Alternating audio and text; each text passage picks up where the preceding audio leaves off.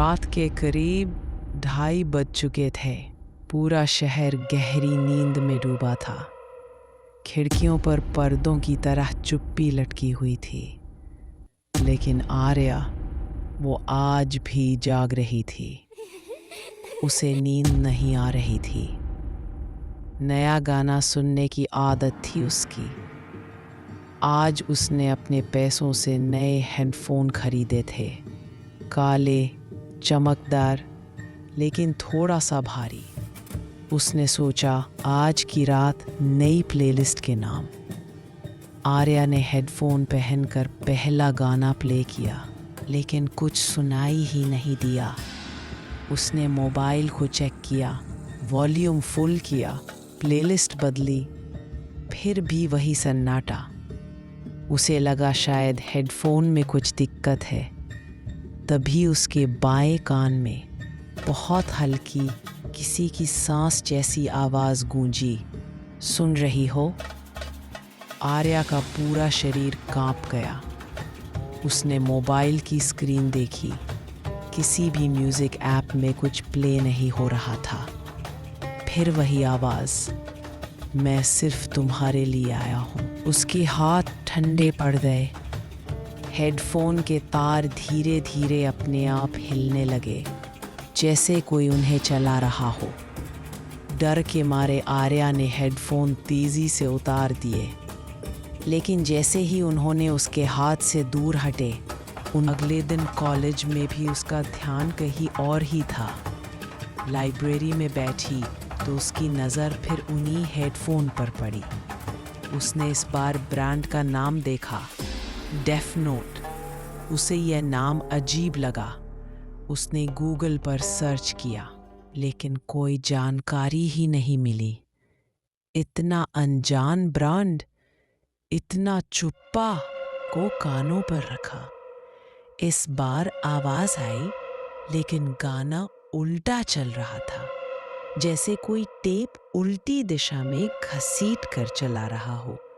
और फिर बीच में एक लड़की की गहरी, डरी हुई आवाज़, बचाओ, कोई है वहाँ? मैं यहाँ फंसी हुई हूँ इस गाने में, मुझे बाहर निकालो। आर्या का दिल जोर से धड़कने लगा। वो आवाज़ हेडफोन से नहीं, कमरे के हर कोने से आ रही थी। उसी पल उसके सामने लगे आईने पर कुछ उभरने लगा। वहाँ उंगलियों के निशान से लिखा जा रहा था, help me, let me out. वो हड़बड़ाकर पीछे हट गई। बात करके पीछे देखा, कोई नहीं। आईने में फिर वही परछाई। उसने घबराकर हेडफोन उतारने की कोशिश की, लेकिन अब वो उसके कान से चिपक चुके थे, जैसे किसी गोंद से चिपका दिया गया हो। उसी वक्त कमरे का दरवाज़ा अपने आप बंद हो गया। आवाज़ें बढ़ने लगीं, चीखें, रोने की आवाज़ें, अजीब धातु की खरखराहट। आर्या की नाक से खून बहने लगा। उसकी धड़कनें धीरे होने लगी। उसे लगा जैसे कोई उसकी जान छीन रहा है। आवाज़ फिर से बोली, अब तुम्हारी बारी है। उसकी आंखों के सामने अंधेरा छाने लगा। वो हिल भी नहीं पा रही थी। तभी आईने में उसे कोई और दिखा। वो थी, पर जैसी वो नहीं थी। उसके काले बाल चारों तरफ फैल रहे थे, आंखें पूरी तरह काली, होठों पर बहुत ही डरावनी मुस्कुराहट, और उसके कानों पर वैसी ही हेडफोन, डेफ नोट। आईने वाली लड़की बोलने लगी, मेरी जिंदगी इस धुन ने निगल ली।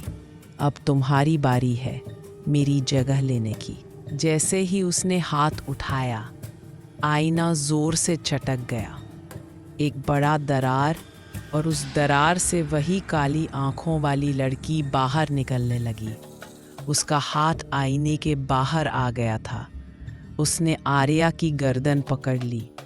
आर्या चिल्लाई, लेकिन उसकी आवाज़ बाहर नहीं निकल सकी।